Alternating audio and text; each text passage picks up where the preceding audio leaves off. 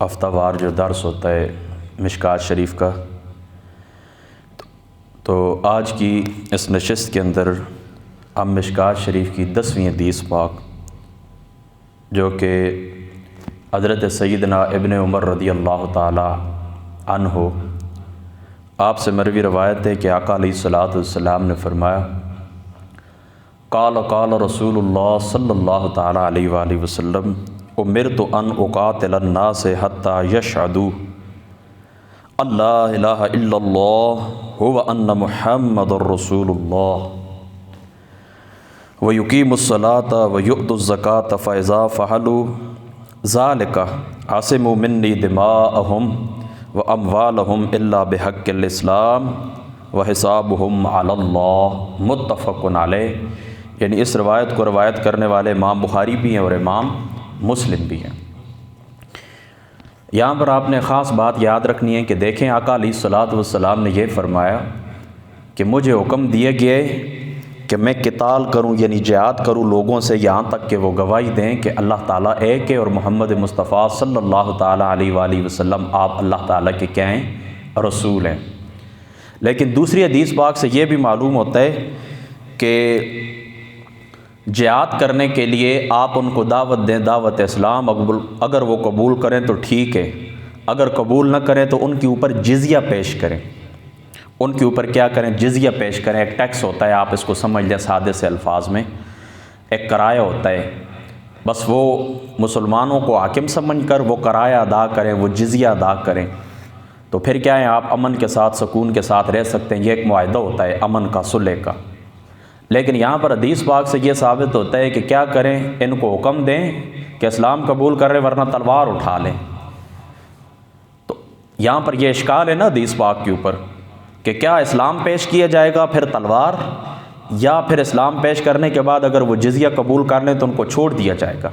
تو یہاں پر تو اسی طرح ہی ہے نا کہ آقا علیہ الصلوۃ والسلام نے فرمایا ان کے اوپر میں اسلام پیش کروں، گواہی دیں، اگر دیں تو ٹھیک ہے، نہ دیں تو میں تلوار اٹھا لوں۔ تو جزیے کا ذکر تو یہاں پر نہیں ہے۔ تو اس کا جواب یہ یاد رکھیں کہ یہ جس وقت آقا علیہ الصلوۃ والسلام نے یہ الفاظ ارشاد فرمائے تھے اس وقت تک جزیے کا حکم نازل نہیں ہوا تھا، اس وقت تک جزیے کا حکم نازل نہیں ہوا تھا۔ ایک بات ہو گئی، اور دوسری بات یہ بھی ہو سکتی ہے کہ اس حدیث پاک کا یہ معنی ہے کہ وہ اقرار کریں کہ اللہ تعالیٰ ہے کہ، یا اللہ تعالیٰ ہے کہ اور محمد مصطفیٰ اللہ تعالیٰ کے رسول ہیں، یہ اقرار ہے، یہ اقرار کریں، یا اقرار کا معنی، اقرار کا ہم پلہ، اقرار کا نائب، اقرار کے حکم کے اندر آنے والی چیز، یعنی یا تو ستھرا اقرار کریں یا حکمن اقرار کریں۔ حکمن اقرار پتہ ہے کیا ہوتا ہے؟ یعنی جزیہ قبول کر لیں۔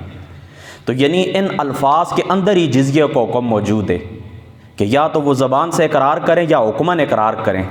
یعنی یہ جو جزیہ ہوتا ہے نا، یہ نائب ہوتا ہے اقرار کا۔ تو کیا کر لیں؟ بس جزیہ قبول کر لیں، مسلمانوں کی حکومت قبول کر لیں، تو پھر کیا ہے، ان کے اوپر جہاد نہیں ہے، یعنی ان کے اوپر تلوار نہیں اٹھائی جائے گی۔ تو یہ دو جواب ہیں، یعنی اس حدیث پاک کے اندر معنی اس حدیث پاک کا یہ کہ اقرار کریں یا پھر کیا کریں، وہ کام کریں جو اقرار کے حکم میں ہو، یعنی جزیہ قبول کریں۔ ایک معنی یہ ہو گیا، اور دوسرا معنی یہ ہے کہ اس وقت تک، دوسرا مفہوم یہ اس حدیث پاک کا جواب یہ ہے کہ اس وقت تک جزیے کے احکام وغیرہ نازل نہیں ہوئے تھے۔ یہ بات ہو گئی۔ دوسرا آقا علیہ الصلوۃ والسلام نے فرمایا، دیکھیں بندہ جس وقت اقرار کر لیتا ہے کہ اللہ تعالیٰ ہے کہ محمد مصطفیٰ اس کے آخری رسول ہے، یہ شہادت، یہ ایک اقرار ہے۔ اب اس اقرار کے کچھ تقاضے ہوتے ہیں۔ اقرار کے تقاضے کیا ہیں؟ یعنی نماز پڑھنا۔ اقرار کا تقاضا کیا ہے؟ روزہ رکھنا، حج کرنا، زکوٰۃ ادا کرنا، یہ اقرار کے تقاضے ہیں۔ تو یعنی اس شہادت کا اتمام تب ہوتا ہے، اس شہادت کا اکمال تب ہوتا ہے، یہ شہادت کامل تب ہوتی ہے کہ جب بندہ ساتھ نماز روزہ بھی کرے۔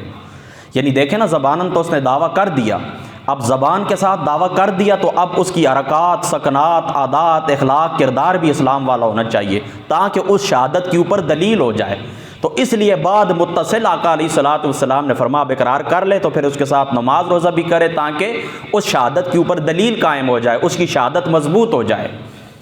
میری بات آپ سمجھ گئے نا؟ یعنی یہ شہادت کو کیا کرنے والے ہیں؟ نماز روزہ مکمل کرنے والے ہیں۔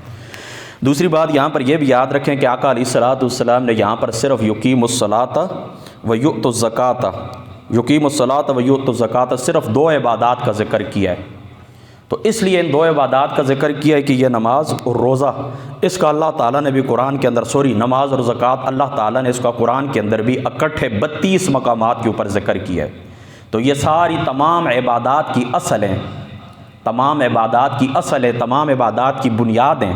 تو اس لیے آقا علیہ الصلوۃ والسلام نے ان کو ذکر کر دیا، باقیوں کو چھوڑ دیا. اور یہ بھی ممکن ہے کہ اس وقت تک باقی یعنی زکوٰۃ وغیرہ کے احکام نازل نہ ہوئے، حج کے احکام نازل نہ ہوئے، یہ بھی ممکن ہے.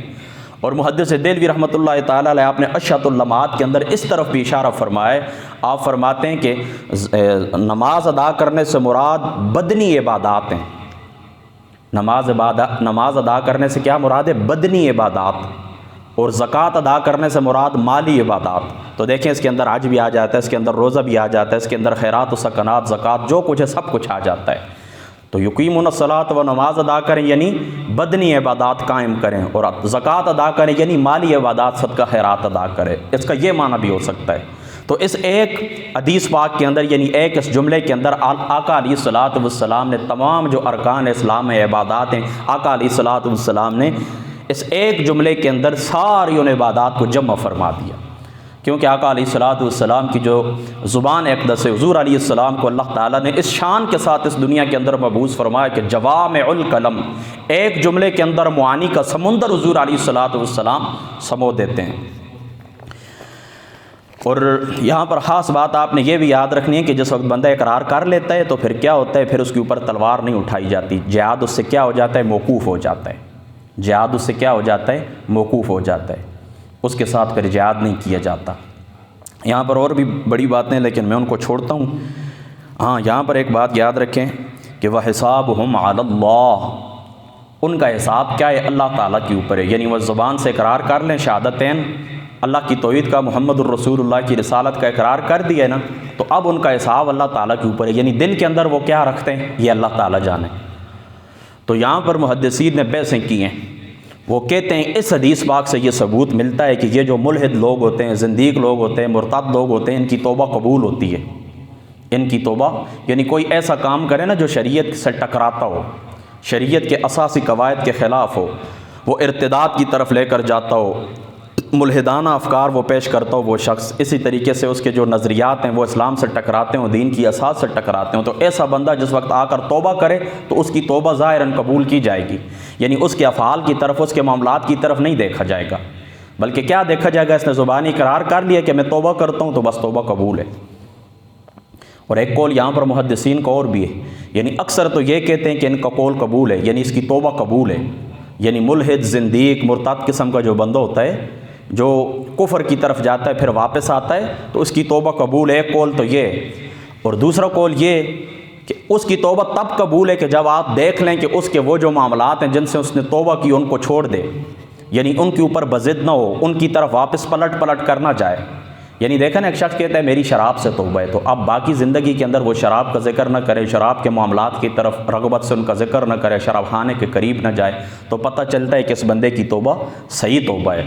اس طریقے سے جس بندے نے جس گستاخی سے، جس بے ادبی سے توبہ کی ہے، تو پھر چاہیے کہ زندگی کے اندر وہ بار بار وہ گستاخی کے جملے یا ان گستاخوں کے ساتھ اٹھنا بیٹھنا، آنا پینا کھانا یہ نہ پایا جائے.